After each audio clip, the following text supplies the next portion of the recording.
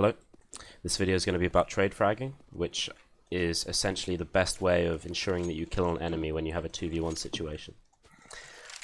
This is going to be transferable across both sides of CS, and it's pretty fundamental to playing as a team because it gives you a massive advantage over your normal duel percentages of 50-50 or whatnot, depending on the position. The idea with trade fragging is that you have one player going in first to take a 50-50 duel, and then a second player comes in to clean up essentially, because he knows where the player that you're shooting into, the one in this situation, is after his first player has either won or lost the aim duel.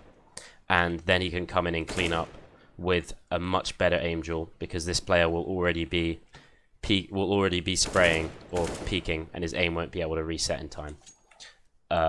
So there'll be the two difficulties of that player, of the defending player, that his opponent knows exactly where he is, so he's going to swing in and pre-fire him essentially, and also he can't react because his aim has already been distorted a bit due to the spray, so it won't be able to reset in time to shoot back at the second player. So good trade fragging relies on what we would call optimal spacing. Spacing is the distance between the two players who are coming out. We'll show you some examples of good and bad spacing in a minute, but essentially the idea is you want to be close enough so that you're able to consistently peek him before this player is either able to tuck in or reset his aim just because he's able to stop spraying on the first guy and then peek the second guy.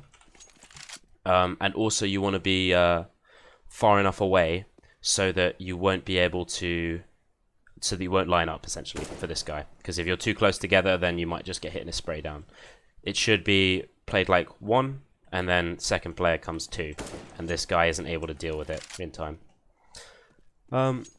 This is going to be useful on XX, on contact plays, on retakes, on aggro plays as CTs. It's pretty universal as to whenever you can group up as two players, which usually isn't useful in a CT default.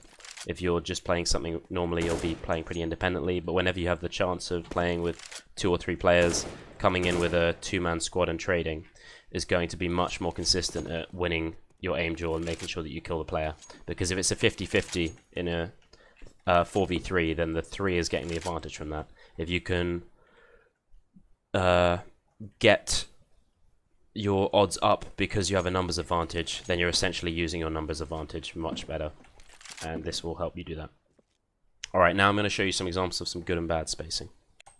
Alright, this is an example of when your spacing is too close together.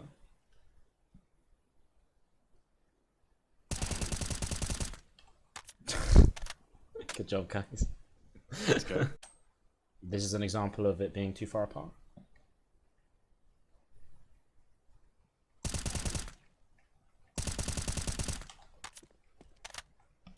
So this is too far apart where I'm unable to get out of the way afterwards.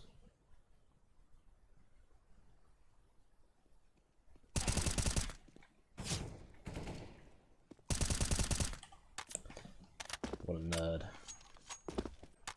Alright, this is going to be an example of good spacing.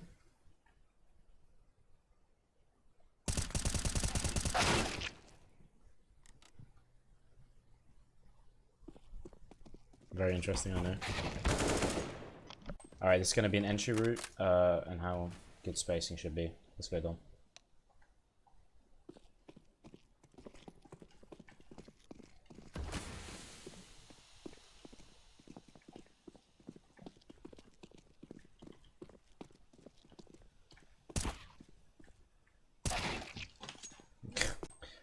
The key things to notice in that are that I'm staying quite close to him, and I'm also sacrificing some of my ability to peek angles because he's clearing them first for me.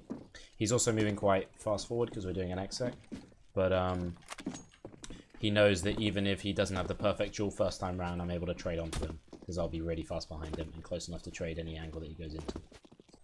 Again, with those clips, I hope that they gave you a decent idea of what good spacing is and what it should look like and how it manifests itself into the kills. And I hope you enjoyed the video. That's pretty much it.